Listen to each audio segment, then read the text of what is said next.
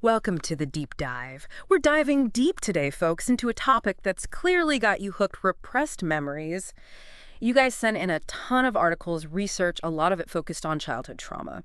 Heavy stuff, Mm, and man, the debate around this gets intense. no doubt. So we're really going to try to unpack it all. What does science actually say about repressed memories?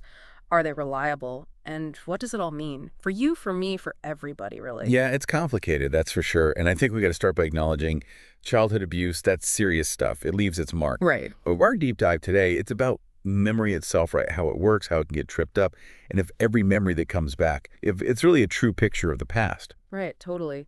And one of the first things that jumped out from what you sent over was that Franklin case. Seems like a big one. Yeah. Kind of foundational to this whole thing. What's the story there? Oh, absolutely. The Franklin case, this was back in 1990.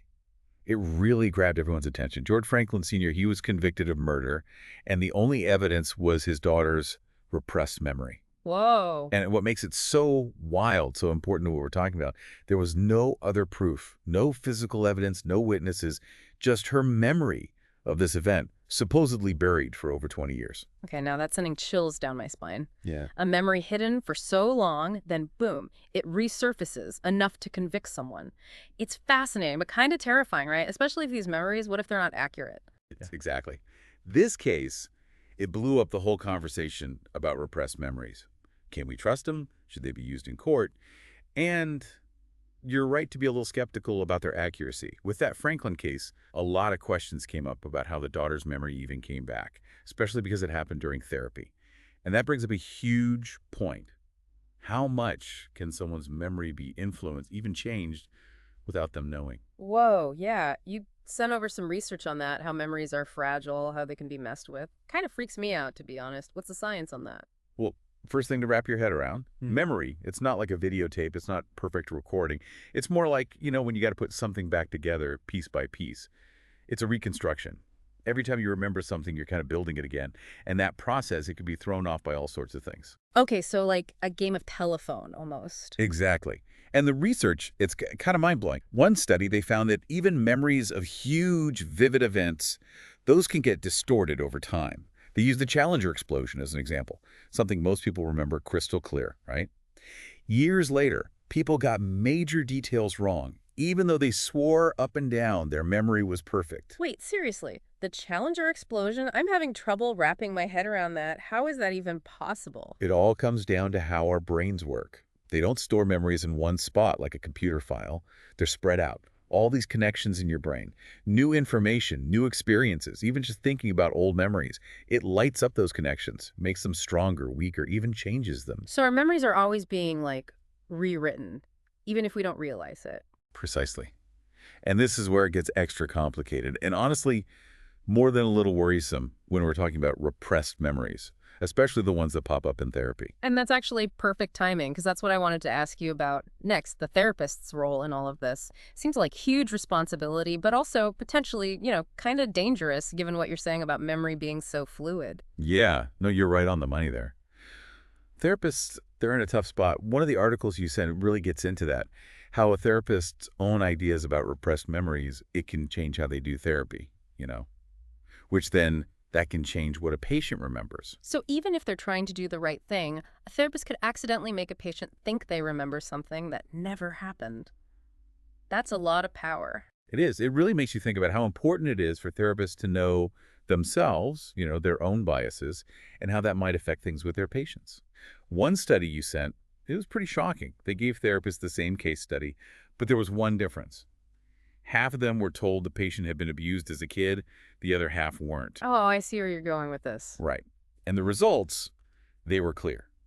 The therapists who were told about the abuse, they were way more likely to see the patient's problems as signs of repressed memories, even though it was the exact same case. Classic confirmation bias, huh? When you look for what you already believe, even if it's not really there. Bingo. And hey, we all do it, right? It's Yeah. not just therapists. But when we're talking about something this big, this life-changing repressed memories of abuse, therapists got to be super careful. Absolutely. Okay, this is where things get really interesting and honestly kind of scary. If therapists can accidentally influence memory, is it possible to go even further? Could you actually plant fake memories in someone's head on purpose? Chills you to the bone, right? But the research says, yeah, it's possible. There's a whole bunch of studies on how false memories happen. Yeah. One of the most famous, they convinced people that they'd gotten lost in a mall as a kid, something that never even happened. Get out. How'd they do that? They used all these tricks, asking leading questions, telling people to really picture it, even getting their families in on it to back up the fake memory. And the crazy part is, it worked. A lot of the people, they started to believe this made-up memory, even adding details. Okay, now I'm questioning everything I thought I knew. That's amazing, but also really unsettling. Are there any examples of this happening, in real life, not just a lab? There are some big ones, too. The Paul Ingram case comes to mind. It's complicated, but basically this guy confessed awful crimes, but there's good reason to think he didn't actually do them. Hold on. He confessed, but he didn't do it. How does that even happen? So during the investigation, they questioned him for hours, and they used all these leading questions, put ideas in his head, and over time, he started to doubt his own memories. Eventually, he believed he did it, even though there was no proof. It's scary how much power suggestion has over our memories, how easy it is to create a false memory, even about something as serious as a crime. This is messing with my head, I gotta say. The idea that memories, the things that make us who we are, that they can be twisted and changed like that, makes you wonder, if you can just plant fake memories, how can anyone tell what's real anymore? You're hitting on the biggest question here. That's the million-dollar puzzle, and there's no easy answer. True memories, false memories, it's so hard to separate them. There's no test, no brain scan, nothing that can say for sure. And that's where things get, well, really ethically tricky. Especially because we're talking about real people here, right? People who might be going through the trauma of abuse based on a real memory or not. And then the people who get accused because of a memory that's just wrong. It's like walking a tightrope. Yeah. It is. We got to find that balance. Believing that repressed memories are real, that people who talk about them deserve to be heard, but also knowing that memory can be messed up, that sometimes it gets things wrong. So how do we deal with that? If there's no right answer, no way to be sure about these memories, what are we supposed to do? I mean, we got to be careful. We got to think things through, not jump to conclusions. When someone says they have a repressed memory, we listen, but we also have to be a little skeptical. Not saying they're lying, just, cautious. What does that look like? Being cautious but still open. Ask questions. See if there's any other evidence that backs up the memory. Think about if anything could have influenced the memory, like, leading questions or stuff they saw in the news. This whole deep dive, it's been wild. I'm seeing memory in a whole new light now. Anything else our listeners should keep in mind as they, keep learning about all this? Just remember, memory, it's complicated. It's not simple, not always right. And with something as serious as repressed memories of trauma, you got to keep an open mind, but you also got to think critically. Lots to think about. Thanks for diving into this with me. It's been amazing having you here. And to everyone listening, we hope this has given you a better, more complete understanding of this whole thing. It's a tough one, but it's important.